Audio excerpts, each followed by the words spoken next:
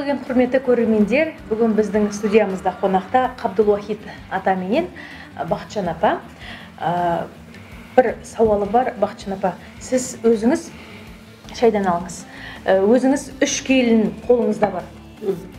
Сол 3 келіннің ең кішке кенжесі сіздің өзіңіздің қолыңызда бірге тұрып жатсыздар ғой? Бірге тұрып жатырмыз, кіші келінмен, кенжемен. Сіздің отбасыңызда жалпы келін менен ененің арасындағы қарым-қатынастағы құпия сырлар бар ма?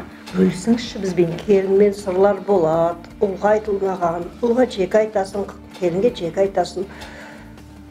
Келінім жақсы, келін жақсы болу үшін табалдырыққа аттап келгенде ене емес, анасындай қарсы алып, үлкендігімізді білдіріп, солай отыру керек. Сонда келінді өзіңе бауыр басады. Енді өскен жері басқа, біздің өскен жеріміз басқа дегендей, оған адаптация жасап, үйренгенше едәуір уақыт керек. Сосын өзіңе бейімдейсің. Енді әртүрлі жағдайлар болып жатады. Көрсең де көрмегендей, бірдеңесін үйретіп, көрсетіп дегендей. Әлгі айтады ғой, сиырға ақылды келін болса, ары қарай өзі алып кетеді. Әлгі келін жақсы болса, анасынан, жаман болса деп айта алмаймын, ода анасынан, шіркін мынаны анасы қандай тәрбиелеген деп. Бұрынғы заманда бір жылдан кейін енесіне келін ұнаса, мына құдағиына үлкен сом сақина береді екен. Шақырып бәйбішелерді. Сонда ана кісі қолын бейтіп мақтанып отырады екен.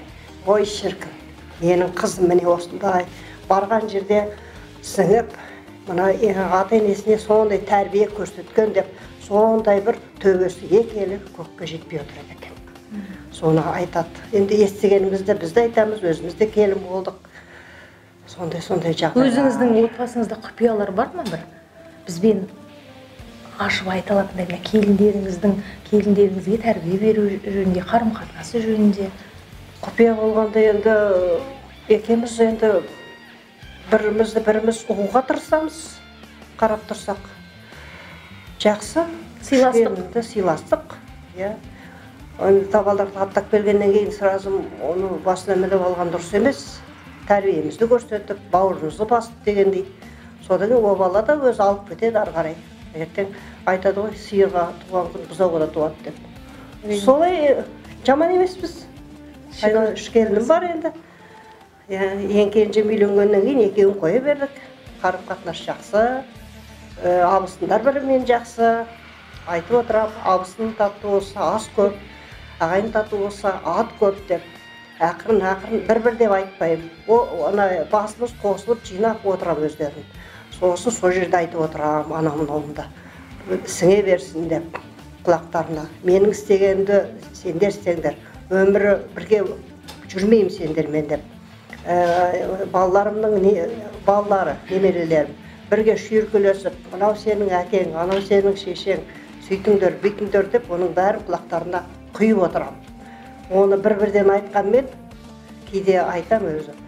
Осы анамыз жассыңдар ғой деймін. Кейде анамыз осы, неге осылай бізге бірдеңені айта береді, қайта деп. Ертең сол ойларыңа түседі өздерге. Ай, шешем, сол кез ойларыңа түседі. Ай, сонда шешем шіркін бізге солай айтушы еді. Расында да ертең өз балаларыңа солай айтасыңдар деп сөйтіп өзім айтып қоям. Қазақта жақсы мақал бар ғой, ата-ананың қадірін балалы болғанда білерсің деп, сол сияқты дейсіз ғой. Біліп жатыр енді. Алғашқы немере міне 30-ға келді, үйленді. 10 шақты немереміз бар, шөбере күтіп отырмыз бізде. Жақсы. Кейін шағымыз бар дегендей. Жақсы. Ата, шай ішіңіз. Шайдан алып отырыңыздар. Апа, енді тағы бір сұрағым бар сізге. Мынау қазір бізді мына экранның артында, әлеуметтік желіде көптеген келіндер, енелер қарап отыр. Сол келіндерге, енелерге қандай ақыл кеңесіңіз бар? Ақыл кеңесім болғанда сыйлаңдар енелеріңді деймін. Енелеріңді сыйлаңдар. Ертең сол өздеріңе қайтады. Көбірек батасын алыңдар. Бата алған армас дейді ғой. Сол бата алып, ақырын ары қарай өмірлеріңді жалғастыра беріңдер, жақсы болыңдар деп өмір айтып отырамыз осылай. Жалпы қариясы бар, үй қазынасы бар деп жақсы айтады ғой, иә. Сондықтан көбісі көп келіндер осы енемен атамен тұрғым келмейді деген ойларында білдіріп жатады. Негізі дұрыс айтасыз, батаны үлкен кісілерден батаны алған өте жақсы. Өте жақсы, иә. Баталған арымас деп айтады ғой. Баталық құрыл демейді өше, арымас, жарымас деп ойлайды. Сондай бірдеңелер болады енді. Ата, енді өзіңізден бата сұрайық. Рұқсат болса, мынау не дейді, жастарға, келіндер мен балаларға деген ақ батаңызды беріп жіберсеңіз, мүмкіндік болса. Бисмиллахиррахманиррахим. Элхамдулиллахи раббил аламин. Бүгінгі мынау жастар жөнінде өткізіп жатқан, сұхбат алып жатқандарыңыз жақсы, жастарға өнеге болып қалыптассын, жастарымыз өсіп өне берсін. Осы келін мен ене арасы тату тәтті болсын. Егер келін мен ененің арасы тату тәтті болса, бұлардың өмірлері жайлы, қызықты, бірге бақытты өмір сүруіне нәсіп етеді. Балалар бақытты болып, ұзағынан өмір сүріп, рұмбытақ өсіп өніп, жалғасын тауып, бәрмен қарай осы қызықты мына еліміздің мына халқын көбейтіп, осы жақсылық заманымыз болып, мынау індетімізден аман болып, балаларымыз бақытты өмір сүреріне Алла нәсіп етсін. Бәрекелді, рахмет үлкен.